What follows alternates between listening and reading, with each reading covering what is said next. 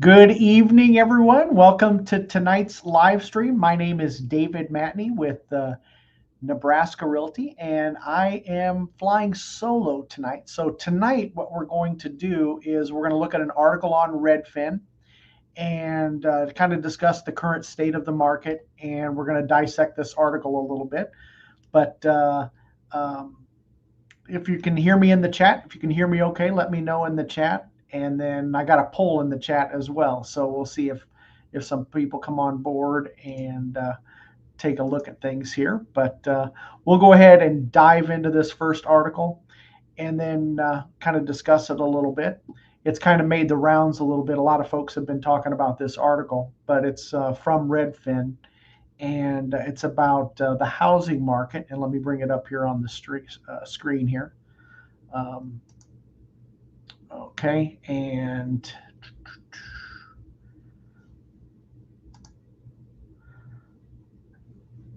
we'll do this right here. The housing market has nearly 500,000 more sellers than buyers, the most on record. That will likely cause home prices to fall. Okay, now a couple things to keep in mind, and that is just when you look at this article's title. Okay, let me remove that banner so we can. The most on record. Okay, and a lot of times, here's the thing with some of these articles and that sort of thing. People just read the headline, they don't actually read the article because that headline sounds really bad when that's the most on record. But you'll see later on in the article, it only goes back to 2013. So, and then it says that will likely cause home prices to fall. Okay, there's no way of knowing whether home prices are going to fall or not. So, a lot of times you got to remember too, Redfin was just purchased by rocket companies. And the whole idea behind any article, any news, and that sort of thing is to get people's attention and to get clicks. And if they said the housing market was returning to a normal market, that's not going to get any clicks or views or anything like that. So just kind of keep that in mind a little bit. Hey, and we have MOH is in the house. All right, he's on his way home from the market, and James is here, and of course Clark is here. So James and Clark, hey, thanks guys for stopping by. I really appreciate when you guys show up in the stream and everything. So that's awesome. All right, let's dive into this article a little bit. There are 34% more sellers in this market than buyers. At no other point in the records dating back to 2013 have sellers outnumbered buyers this much. In other words, it's a buyer's market. Okay, I have a little bit of an issue with that. And number one, here's the other thing too, guys, and and Clark is well aware of this. Every market is going to be different. Okay, the market in Atlanta, Georgia, is going to be completely different than Omaha, Nebraska. Same thing goes in New Jersey versus Omaha, and that sort of thing. So now, here's the other thing too, just about that statement. It's a buyer's market. It's more of a buyer's market compared to what it was, but we were in an insane seller's market. Okay, and so when a market is normalizing, then that's, but it's not. What I consider a buyer's market is 0 to 3 months of inventory. I consider a seller's market. 4 to 6 months of inventory I consider a balance market, and 6 months of inventory or more I consider that a buyer's market. Okay. It goes on to the article. It says Redfin expects home prices to drop 1% by the end of the year as a result. Prospective buyers may see their purchasing power increase, and prospective sellers should consider selling sooner rather than later. Okay. Um, that's good. If prices come down a little bit, there's nothing wrong with that. That's a good thing. Okay. Now, here's the thing. If you're a prospective seller, chances are once you sell that home, you become a buyer. Okay, so I think you should buy a home when you're ready, and I think you should sell a home when the time is right for you. Everybody's going to be different as far as that goes. Okay. 31 of the top 50 metros are buyers market. The strongest buyers market is in Miami, where sellers outnumber buyers roughly 3-1. The strongest sellers market is in Newark, and the most balanced market is in St. Louis. Okay, so um, the condo market heavily favors buyers. There are 83% more condo sellers than buyers. By comparison, there are 28% more sellers than buyers in the single family home market.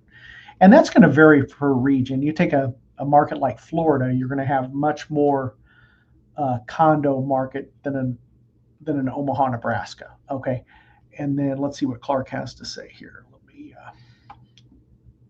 move this over. Clark says, oh, we got MH08 says, believe it or not, my furnace is running right now. Okay, that's good. Okay, it's all right. And then Clark says, yes, we're shifting to a balanced market down here, but some areas have already entered into a buyer's market with close to 7 months of inventory on the market, especially with new construction. Okay, and I can share that as well. Clark, if you look at our um, and then the condos down here are definitely tilted towards a buyer's market. Okay. Um, and we'll look at, I'll share this screen here and months of supply. Share this here. Okay. And share this tab. Okay. This is for Douglas and Sarpy County. This is the months of supply for Douglas and Sarpy County, and you can see we're at 2.3 months overall. But if we break it down by construction type, um, in new construction, we have 6.4 months of inventory. And then for existing, we're at 1.5 months of inventory. But here's the thing about new construction, just what I see in our market, and that is we have 6 months of inventory of new construction, but some of those that are listed as available are not, they're at lot stage or they're at foundation stage. We don't have 6 months of inventory that are absolutely, move in ready. Okay. And then here's the other thing too that's a little bit deceptive, at least for us, Clark. It's like I have a deal going on right now that closes this month. It's new construction. It's still being listed as an active listing. So it's showing up as active inventory. And all the listing agent is doing is using that home as a way to attract more buyer clients. So that's, uh,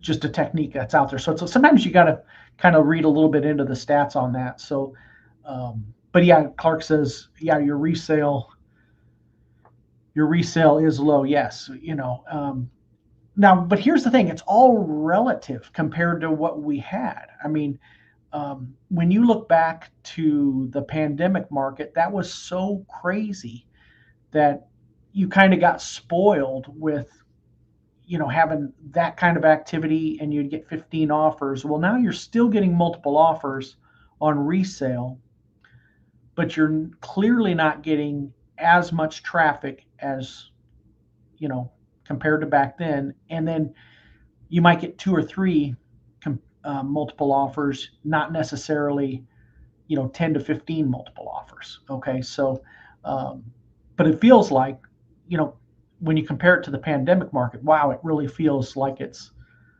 slower. Okay, but it's nothing like uh, you know back then as far as that goes. Okay, let's go back to the article here, and then there are an estimated 1.9 million home sellers in the U.S. housing market and an estimated 1.5 million home buyers. In other words, there are 33.7% more sellers than buyers.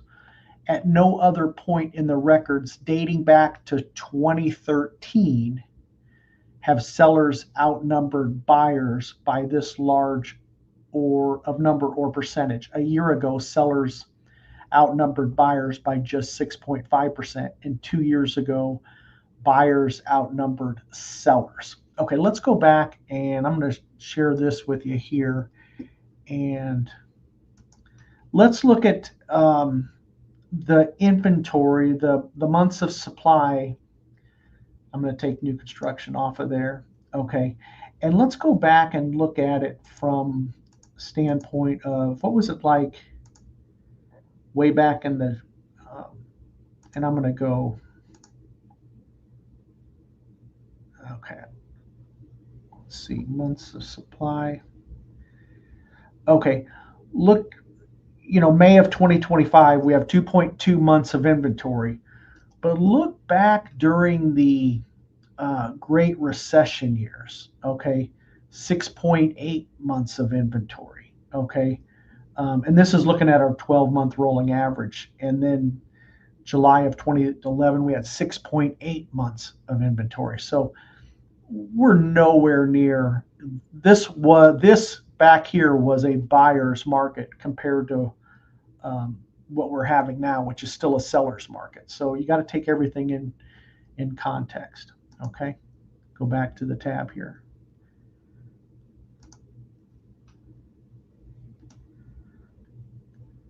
There hasn't been this many home sellers since March of 2020.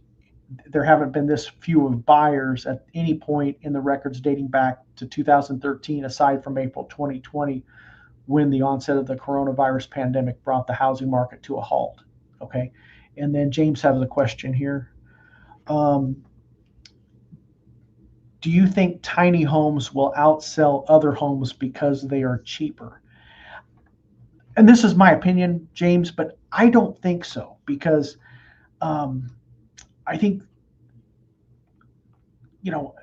it's an opportunity out there, but the person that's buying a home in today's market, okay, number one, they're older, and then it takes two incomes to buy a home. And normally why they're buying it is because of families, and they want to, and I don't see, a family with two kids, and a couple and then their kids they might go drive them crazy living in a super small house. So I don't know if that would necessarily, I think what you might see is more multi-generational homes where somebody is living with their parents and that sort of thing. I think you'll see more of that before I think tiny homes will take off. I know they're kind of the thing here, but I mean, it's kind of popular out there, but I don't see that as taken off. And it could be region wise. When you hear some of these other markets and they talk about their prices, you got San Francisco or San Diego, and it's like, they talk about something affordable being 600,000. I just think, man, that's crazy. So, but good question there. All right. Hey, we got Fred Sacco. Know who doesn't have any trouble buying a new house? Fired college football coaches with huge buyouts. That's true. We pay our Scott Frost got like 15 grand or 15 million to leave, and those kind of folks, he's not going to have any trouble buying a new home with that kind of a buyout. Absolutely. Okay. Let's see, going back to the article here. In the most recent data point in the analysis is April of 2025. The estimated number of sellers in this market is simply the number of active listings in the MLS. To estimate the number of buyers, we created a model that uses data on pending sales and the typical time from the buyer's first tour of their purchase. Okay. Now, are more buyers being sidelined? Yes. Okay. Um, all right. MAOH says, I'm in a 535 square foot house. Is that a tiny home? I think that's pretty small. My wife and I, when we were first married, we were in a 700 square foot um, home, and it was a 2 bedroom, and one of the bedrooms she used as her entire closet. So yeah, that. But you know what? As long as you're happy, that's what it's all about. So um, sometimes if a person lives in one of those great big mansions, they got to clean the doggone thing, and then they have to pay taxes on it. So I don't know um, if that's necessarily enjoyable and that sort of thing. So nothing wrong with that. Clark says, I've been noticing more listings coming to the market down here from people who bought in 2021, 2022, 23, and even 2024. Yeah, I think so. I mean, that's interesting because I think if you bought a home in the last few years and you turn around and sell it, you gotta, if you're buying a home, if you don't have a long-term outlook, of owning it for at least 5 years, um, there's a good chance that you're going to be upside down on that thing. So home prices don't always go up; they trend up, but you got to own it long enough in order to uh, establish a little bit of equity. So that's but if you bought a home a year and a half ago and then turn around and sell it a year and a half later, that could you've got to have now things happen in life where hey you have to do things, you got to do what you got to do, but that makes it rough when that happens to folks. So uh, okay, Clark says down here that would be considered a tiny home. Yep. Okay. Clark says exactly, they have no equity and people are definitely uh, upside down, and even trying to do a short sale. Yes. And yeah, no, that makes it tough. Yeah, that short sales back in 2008, there was a lot of those going on where you had short sales and all that sort of thing. So good point. Okay. Redfin earlier this month predicted home prices will drop 1% year over year, and by the end of 2025, and the growing imbalance between buyers and sellers is the basis for that prediction. When sellers are competing for a small pool of buyers, that indicates a buyer's market. And when it's a buyer's market, home prices can fall because buyers have more negotiating power. Okay. For the longest time, it was normal for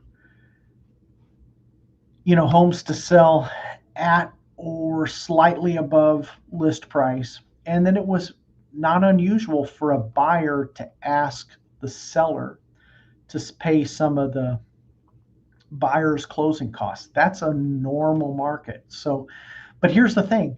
If you put out there that you're going to have a normal market, that's not going to get any clicks or headlines. Okay. So, um,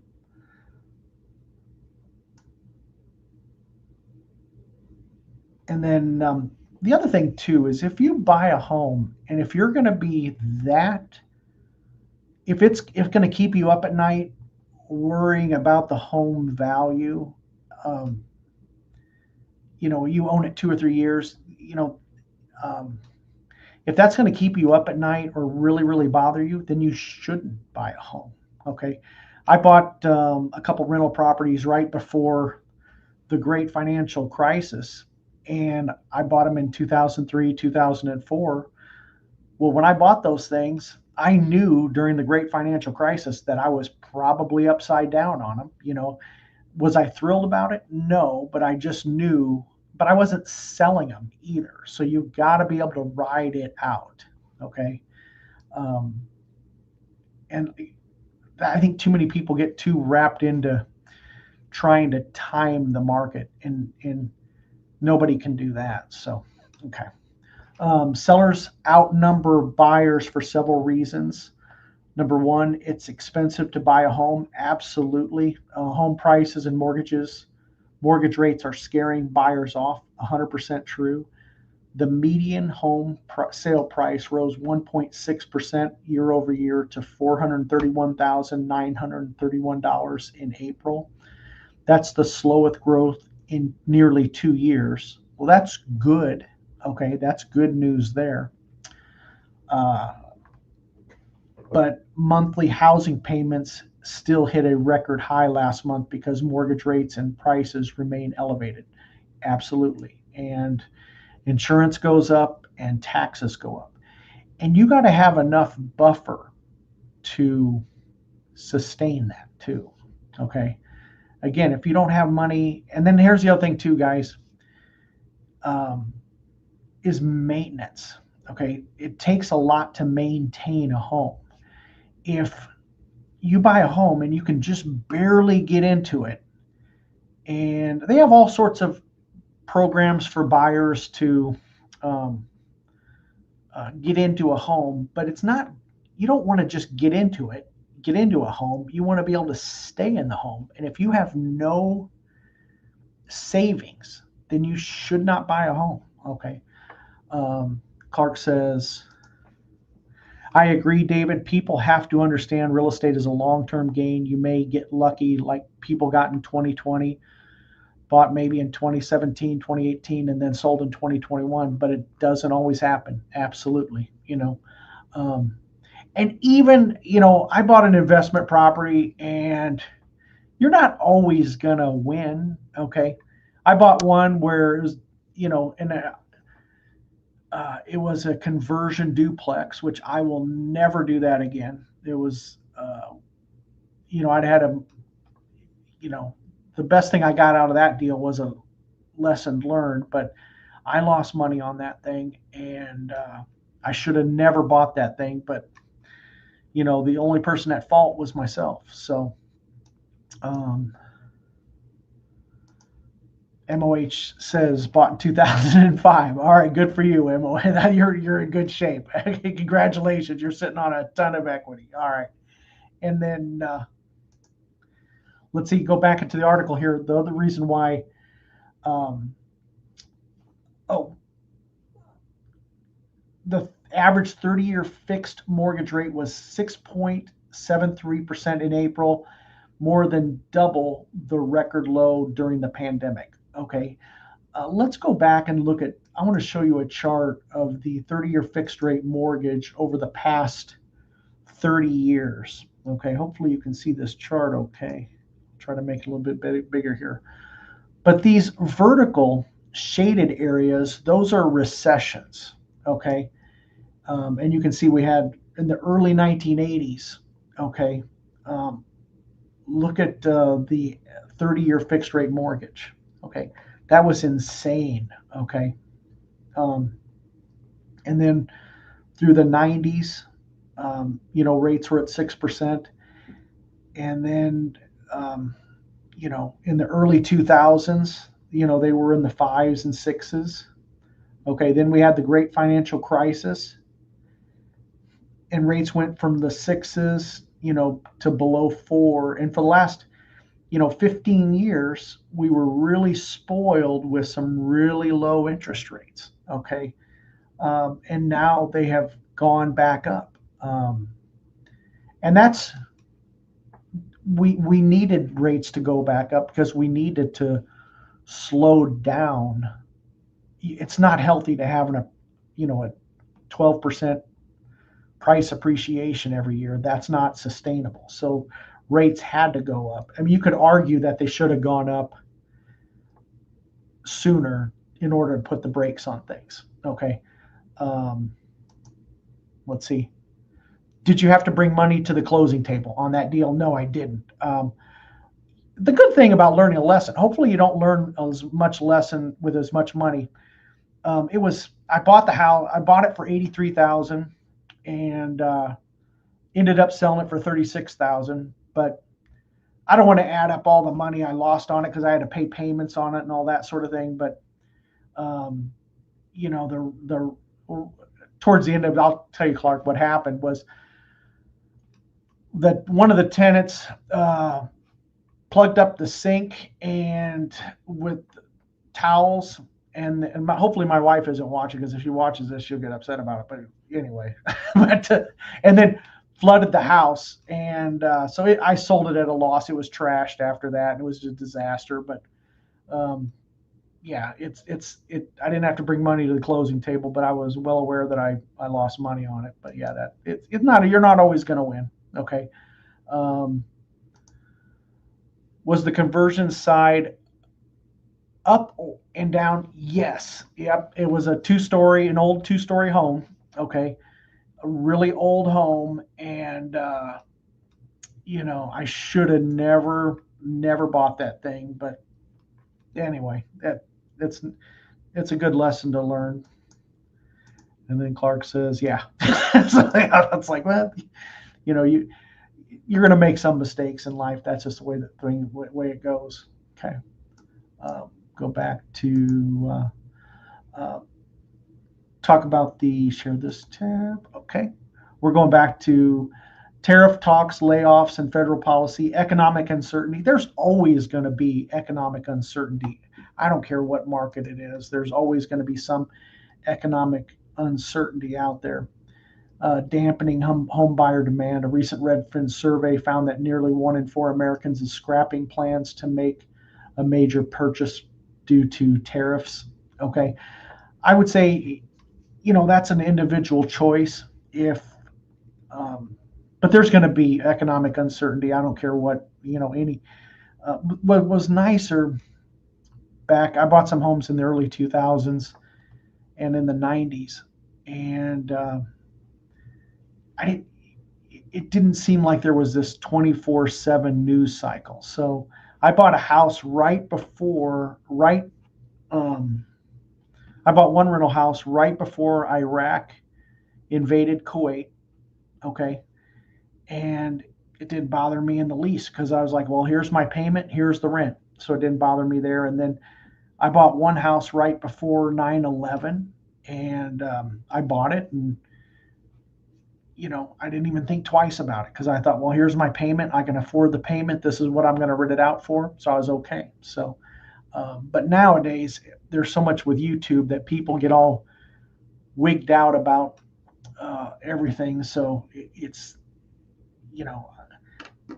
I, I probably had more of a tunnel vision back then, where I was just focused on the house, and it's like that sort of thing. So I don't know if that makes sense or not, but the mortgage lock-in rate effect is easing. Homeowners who have been sitting on ultra-low mortgage rates they scored during the pandemic are now giving up those rates and selling their homes. Life is going to happen. So if you're living in a house and it's way too small, and you got kids, or you want to put your kids in a certain school district, or you get a job transfer, life is going to happen. So it's great to have a low interest rate, but if you got a job transfer, then hey, you're going to be moving. So that's because for most people, it's not realistic to stay in their home forever. Job changes, return to the office mandates, and divorce force people to move. The idea of taking on a higher mortgage rate isn't as shocking as when rates first skyrocketed in 2022. And the other thing you see people doing, you see a lot more older people buying homes. Well, some of those folks, guess what? If they want to be next to the grandkids and they're in their 50s or 60s, then guess what? They're going to move, and they're not going to care. And they're sitting on more equity. What's really bad is the folks that are just starting out, the younger folks that are in their 20s and 30s. That's what's really rough, is because things are so affordable. And if you make some poor choices early in life, then you're really behind the 8 ball after that. So, okay, Clark says people always need a place to live. Absolutely. Okay. Okay. And sellers are gaining more data points on this front. Will likely face another reality check this summer, when demand typically starts to slow. More than 2 of every 5 home listings in April had been on the market for 60 days or longer, the highest April since 2020. Stale inventory is piling up, in part because many sellers are overpricing their homes. People will overprice their homes in any market, okay? um, using sky high comps from recent sellers markets that aren't realistic today. In some cases, sellers are pricing high because they bought at the peak of the market and trying to recoup their investment. Okay. And sometimes that happens where, hey, if you, um, uh, your home is only worth what a buyer is willing to pay for it. You know, people don't care what you owe on the house or what you need to break even. So sometimes you're not going to break even. Sometimes you're going to take a loss, or sometimes, like Clark said earlier, sometimes you have to write a check at closing. So um, the takeaway for sellers: time is not on your side. If you're considering selling, do it sooner rather than later because home prices in your area may fall. But the problem with that, most sellers are buyers. So if they sell and then buy, then they buy their new home, and then if that goes down in value, so it's kind of a wash there. Okay, I don't agree with that. If your home is already on the market and has been sitting for over a month, you may want to consider an improvement to your property or a reduction of price. There's only one reason why a home doesn't sell, and that's going to be the price. It's priced too high. Okay. Um, Takeaway for buyers: many Americans have already been and will remain priced out of the housing market. That's a, that's 100% true. Even if prices decline. Okay, if you look at, um, let's look at home prices here.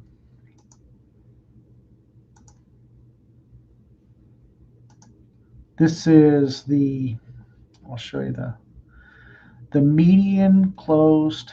This is for Omaha. Okay, this is, I'll put myself at the bottom here. No, put that right there. This is the median closed sales price for Douglas and Sarpy County over the past 10 years with a 12-month rolling average. So you can see back in 2015, it was 158,000. And as you can see, over the past 10 years, it's steadily gone increased. Okay. But then as you start getting into 2024, you can see where it's starting to flatten out. Okay. So um, that's good. That's, that gives people a chance to, hopefully wages go up. Okay. But we need prices to stabilize. We need things to normalize in order for folks to be able to afford a home. So that's good. Okay. Let's see what Clark has to say. Um, yes, the home prices rose so quick that income could not keep up. Yes. And that's why so many people are priced out of the market. Now, here's the thing: if we lower interest rates, okay, then that's going to bring more buyers off the sideline. But there's a lot of folks out there thinking that we need a 30% crash, or, home prices need to come down. I just don't see where prices are going to come down. If they do come down, if they come down 1 or 2% or 3%, okay, that's fine. But I don't see where prices are going to come down. If prices were to come down 30%, we got a bunch of big issues as far as that goes. So I just don't see where prices are going to come down. And I know there's all sorts of people who get clicks on YouTube off of that, but I just don't see where that's going to happen. Okay. I think what you're going to see is what we have seen, and that is you're going to see buyers, it takes two incomes to buy a home. Okay. It's going to take two incomes, and it's going to take an older, people are going to be postpone their ownership of a home until their 40s, 50s, and that sort of thing. It's unfortunately the single person buying a home at age 23. Those buyers are few, and those type of buyers unfortunately are gone. Okay. Which in Omaha you used to buy. I probably told this before, but I had a young person that was in his early 20s, and he bought a new celebrity home, brand new, 3-bedroom, 2-bath, 2-car garage, at around in 2019 for $194,000. That's when a single person could do that sort of thing. But now that entry level celebrity home is $325,000. Okay. Let's see here. My weight loss life. Do you think we'll see a drop in interest rates in the next 30 to 60 days? You know what? I have no idea what interest rates will do in the next 30 to 60 days. Okay. Um, I would say this, um, anybody who thinks they know doesn't know. Okay. So, um, and I would say this, and that is there's one certainty, they're going to either go up or down. Okay. And then whatever rate that you buy at, you got to make sure that you can afford that payment. And when somebody approves you for $300,000, that doesn't mean you have to go out there and buy a $300,000 home. Make sure that you buy a payment that you're comfortable with and don't overextend yourself. Just your real estate agent, your realtor, and your loan officer is going to be long gone when you're making those payments. So you always make sure that you're comfortable with the payment. Okay. Um, but to answer your question, my weight loss life, I have no idea. Okay. Um, let's see. MOH says, I've been in Denver for 40 years. I've seen 3 massive price swings here during that time. Yep. One of the biggest impacts on a real estate market is jobs. So when you have jobs coming into an area, that puts buyers into the market. Okay. When you take a buyer out, interest rates determine where that buyer can enter that market. But if you take a job, if all of a sudden they close down Offutt Air Force Base, or let's say they had massive layoffs at Nebraska Medicine, well, that would devastate a local market. Okay. Jobs have a big impact on a market. But when you look around Omaha and you see all the cranes and all the construction, that's, and we're growing in population, then that's a good thing. So,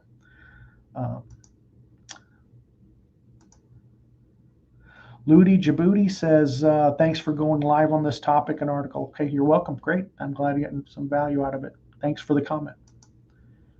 Let's see. Clark says, yep, people are waiting longer to buy and saving more money to hopefully get a lower monthly payment. Yep. And there's some builders out there that offers incentives and that sort of thing. And then there's also a thing called a VA loan assumption, where you can assume you might be able to, but the problem with the VA loan assumption is you have enough money to cover the difference between the purchase price and the loan amount. But there's an opportunity there. If you can find a VA loan assumption, then you can take advantage of that lower rate, but you got to save some money. And it's always, if you can't buy, or if you're priced out of the market, don't get discouraged. Just go ahead and keep saving that money. All righty. Let's see. Ben from Relocate to Omaha. I agree. Lots of people will be coming off the sidelines as rates keep dropping. Prices aren't coming down in Omaha. Do you think it's still a seller's market here in Omaha? I do think it's still a seller's market, especially for existing homes below $300,000. I had a couple listings this month go pending, and we didn't get as much activity, and we didn't get as many multiple offers. We still got multiple offers, but it wasn't the amount of activity that I've seen in the past. But yeah, there's still, it's still a seller's market, but it's not the extreme seller's market of a couple of years ago, and that's good too, because that wasn't healthy at all. So, okay, let's see on that. Go back to the article here. History shows that home prices cool when sellers outnumber buyers. A change in the balance of buyers and sellers is a signal that what will come with home prices. Aside from the onset of the pandemic, the last time sellers significantly outnumbered buyers was around mortgage rates jumped in 2018. Um, in November 2018, the average 30-year fixed rate mortgage peaked at, sometimes they use this language in these articles that make it sound worse than what it is. Peaked at 4.87%, which was the highest level in nearly 8 years. Okay. Well, that sounds, wow, that's really, that sounds pretty scary, and almost a full percentage point higher than a year earlier. 1 month later, sellers outnumbered buyers not by 9.4%, the largest percentage since 2015, and a reversal from the prior year when buyers outnumbered sellers. 3 years later, home price growth shrunk to the lowest level at 6 years, with prices rising 2% from a year earlier. But going back to this chart here, look at that, the 2015, 17. Look at those, okay, oh, they jumped to 4.75%. Oh my gosh, who wouldn't? We'd go crazy if we had 4.8% interest rates right now. So sometimes articles, the way they write things, they write them in order to kind of scare you. But these, those, we got so spoiled with those interest rates. It's like, man, and I think then they went into the pandemic lows when they got into that 2% range. That's just insane. So yeah, that's, anyway.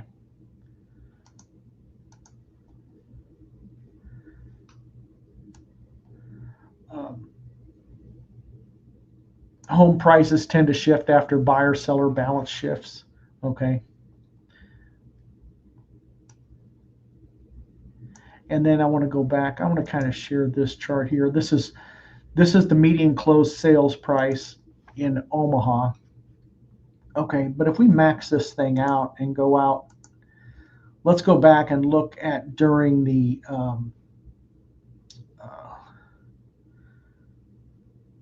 now this is odd. I don't know why it has this right here. This is let's see here. But look at how prices, April, 137,000. I mean, and then it's gone up since then, but it's like, let's see, days on market. This is the days on market. Okay. Look at the days on market, the median days on market, 7 days on the market now. Look at during the 2008, 45 days on the market, but there's a lot of homes back then that when, it says 45 days on market, doesn't sound that long, but actually what they did was they did a cancel relist, or the listing expired. Okay, let's see, Barb has a question here. What are you seeing as the average price per square foot on a new build? Okay, Barb, let's take a look at that. Okay, price per square foot. And let's go 5 years. Okay, and then we can go construction type. Okay, and this is a rolling 12-month average. Okay, this is going to be in Douglas and Sarpy County. For new construction, it's $257 per square foot, and for existing, it's $213 per square foot, and that's on a rolling 12-month average. If we do it monthly, then you get a little more. We're trying to smooth out that chart a little bit. So, but this is for, I just did a rolling 12-month average in order to kind of smooth things out. Let's go back. That's 5 years. We can go back 10 years. Okay. But you can see how they kind of move right along in tandem. Look at back in the day, 10 years ago, $138 a square foot. And now but you can see where it's flattened out. Okay. All right. Let's see.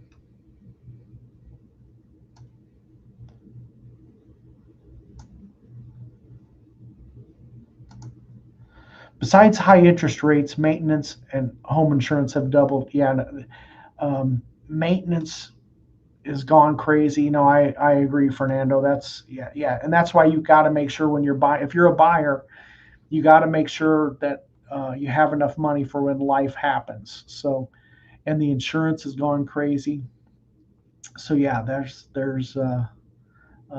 great point. Okay, Ben says there'd be no homes left in Omaha if rates fell to 4%. LOL. Yeah, no, that's MOH says I keep a fairly high deductible, which keeps homeowners in check. Yeah, and that's what you're going to see too is deductibles remaining high. Okay, um, let's see. Well, thank you, Ben. It's just straight from the MLS there. So, okay, thank you. I appreciate that. Okay. Clark says, I wish I had $137,000 homes down here in Atlanta. Bring Omaha to Atlanta. You know what, though? Clark, we'd have to bring that cold weather with us. So yeah, yeah, we had a good thing. And that's, hindsight. Today's high prices are tomorrow's great deals. When I see a house that, I'm thinking a new celebrity home is, and I use celebrity a lot just because it's a volume builder here in town. But, you know, you see a price for $300,000 for a new construction, and you're thinking, wow, that's really high compared to 5 years ago when it was 195. But guess what? 10 years from now, what is it going to be? So today's high prices are going to be tomorrow's great deals. So, um, the best time to buy a home was 20 years ago, and the next best time is today. So I think but you got to have a long-term outlook about it, and you got to have enough money for maintenance and for when insurance goes up and all that sort of good stuff. Yep. So let's see. You can find here homes here in Omaha for 137,000, but they're not going to be pretty. Yep. No, that's it's going to be, you know, um, yeah, they're going to prices go up. And then let's see what Clark says. Well, they'll have a few, but they're either complete gut, flip, or abandoned. Okay. Okay, Clark says we want pretty homes nowadays. Yep. All right. Okay. Uh, Finding a contractor is half the battle. Yeah, that is very true. That is very true. Somebody does quality work and yep. Let's see here. Um, all right. Let's see what else here. Let's look at closed sales. I'm going to show you. Oops, not this one. Okay, this is the number of closed sales. Okay, this is during the pandemic. Look at the number of homes sold in Douglas and Sarpy County. We were up to 14,000 homes sold. And then look what happened when those rates went up. Look at the number of sales. It tanked. And now we're right around 10,000. Okay. Um, if we, and this is the rolling 12-month average, but you can see sales have tanked. And if we go back out and max this out, even during the pandemic or the great financial crisis, we're not far off. And Omaha was a lot smaller at that, wasn't as big as much population, and we were having 8,000 between, 8,000 sales. And then after we came out January 13 or January of 2013, we went over 10,000 sales, and then it peaked up here, and then came back down after after the rates went up. So, and then Homes for sale. We'll look here. We'll go 3 years. We'll go monthly, and we'll go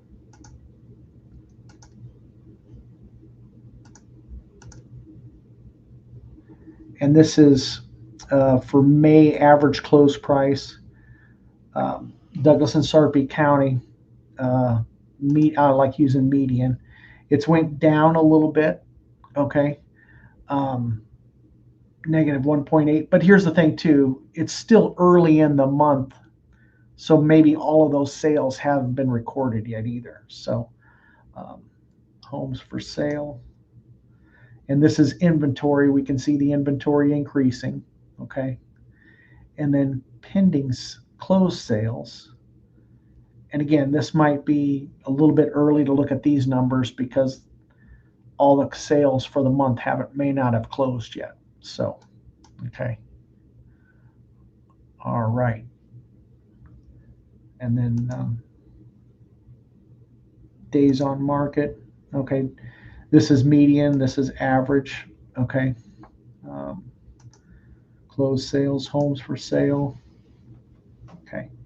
Any other questions or anything out there in the chat, guys, you want to go over, or anything else I can help you with? Anybody? We got 17, which is really good for the live stream. So that's awesome. I really appreciate everybody.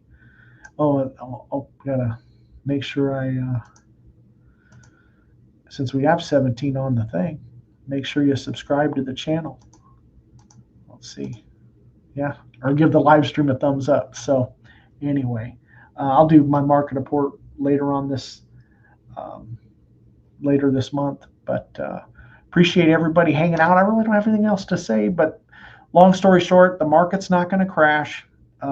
Prices are going to, interest rates. Who knows what interest rates are going to do? But make sure, if you're a seller, if you are selling your home, you're going to have to go back to the basics and make sure your home is prepped to sell. Make sure that thing is clean. Make sure you price it right.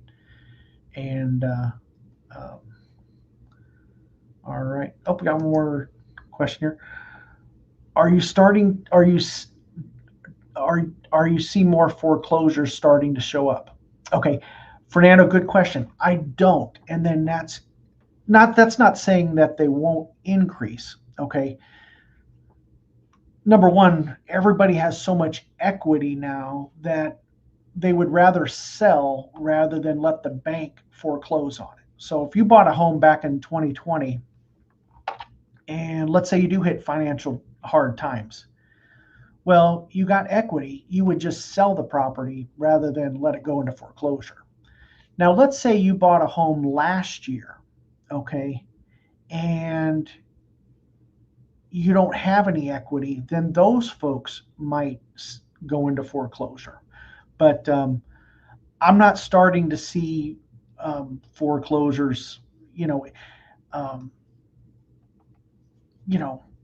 now that what you got to be, what you'll hear is, oh, well, foreclosures are up 100%. Well, if there were 2 foreclosures and you went up to 4 foreclosures, that's a doubling of foreclosures, but that doesn't mean the number compared to, 2008, the great financial crisis, there was a lot, like Clark mentioned earlier, there was a lot of short sales where people were upside down, and that's a whole nother animal. But I don't see where there's a bunch of foreclosures that are. Will there be more? Yes, but as time goes by, will there be more? Yes, because but I don't see that as a giant, a big increase there. Hey, Michael Webb is here. All right, Trey, thanks for stopping by, Mike. I appreciate it. All right, and let's see here.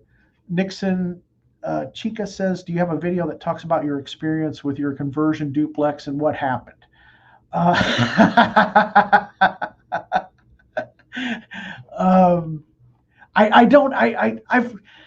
don't know if I've mentioned it in several videos, but I probably could do a video on that.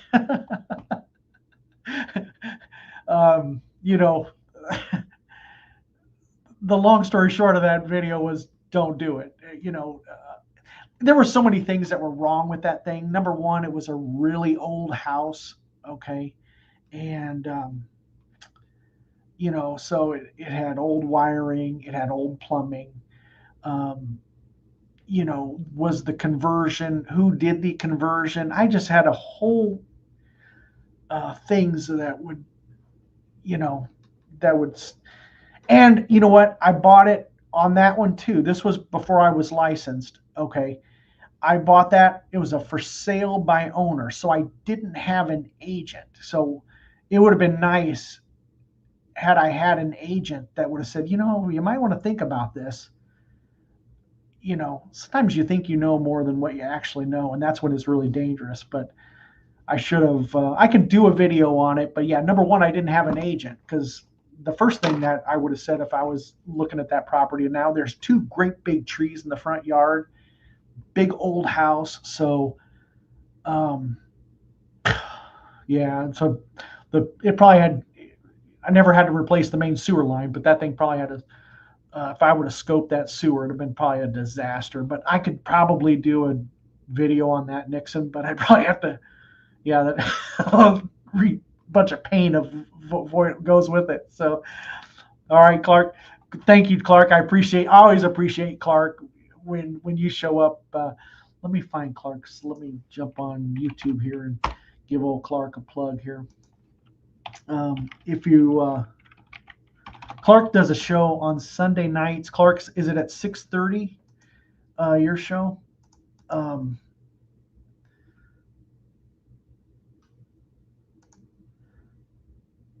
Let's see here.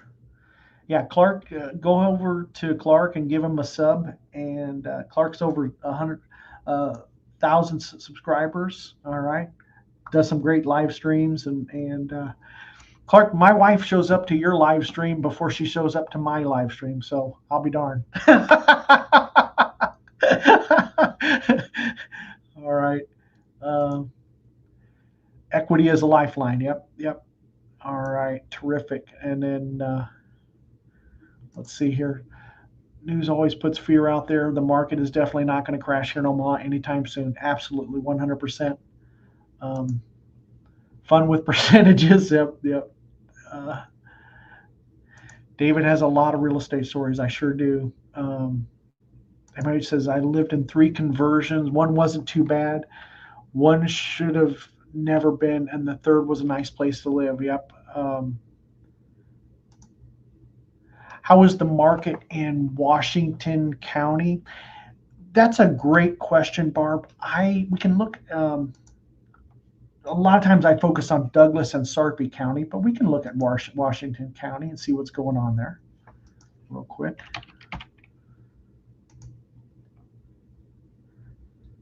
Okay, let's go. Median closed sale price. Let me share this with you. That's Washington County. Now, homes for sale. Let's see how many. They don't have as many homes on the market, so you got to be careful when you look at so few of homes.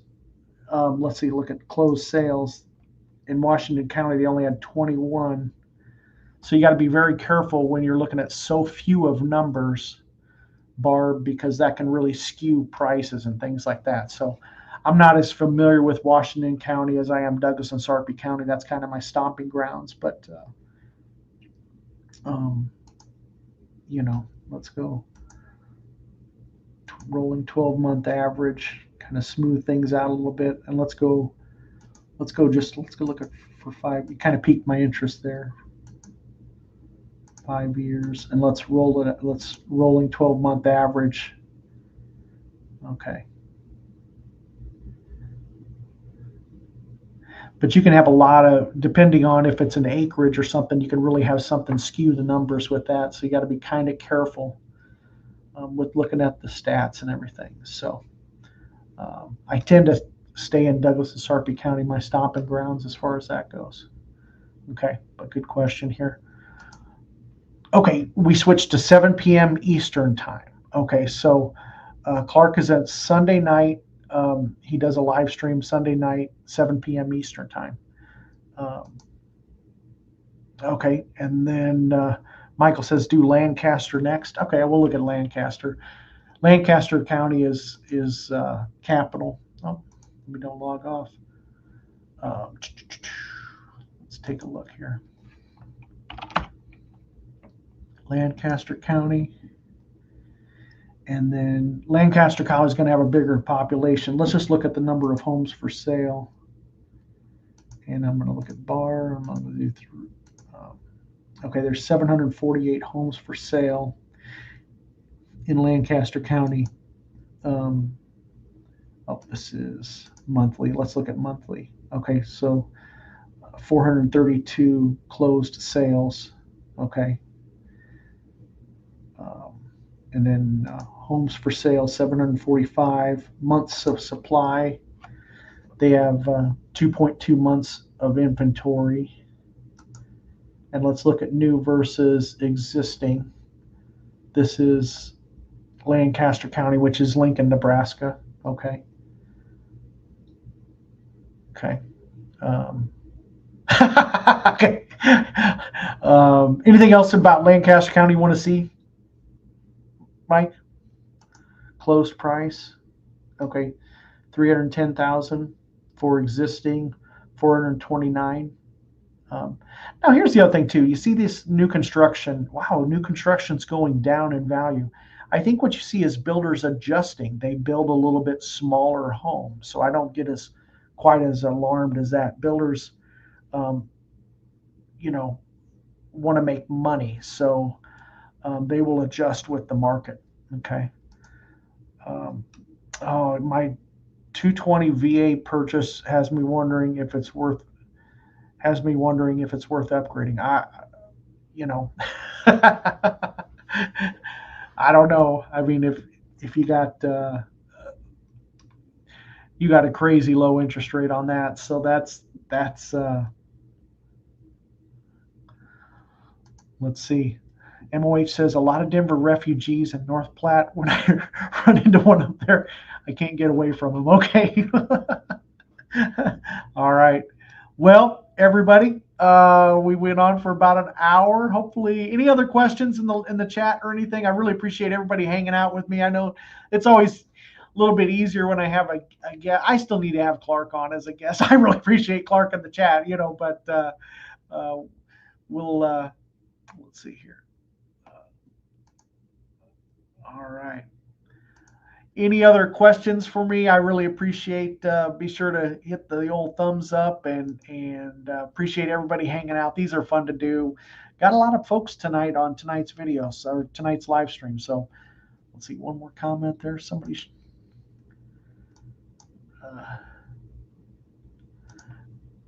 Clark as a guest would be a blast. All right, we're gonna get that.